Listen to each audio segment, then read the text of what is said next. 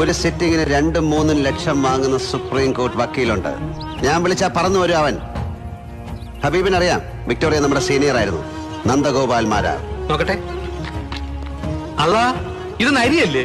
ഇത് ഹബീബ് പറഞ്ഞ പോലെ നരിയാണേ. നിർത്തണം ഏരപ്പാളികളെ. നിന്റെയൊക്കെ ശബ്ദം പൊങ്ങിയാൽ രോമത്തിന് കൊള്ളുകയല്ലേ. നന്ദഗോപാൽ മാരാർക്ക് വിലയിടാൻ അങ്ങ് തലസ്ഥാനത്ത് ദില്ലിയിലും ഒരുപാട് കിണാപ്പന്മാര് ശ്രമിച്ചു നോക്കിയതാ.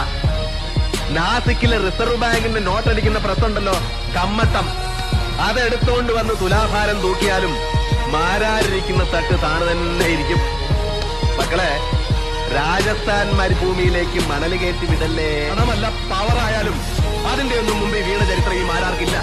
സാറന്മാർക്ക് ഞാൻ പറഞ്ഞത് മുഴുവൻ മനസ്സിലായെങ്കിൽ എഴുന്നേറ്റ് ആസനത്തിൽ പൊടിയും തട്ടി നേരെ കിഴക്കോട്ട് വെച്ച് പിടിച്ചോ. എനിക്ക്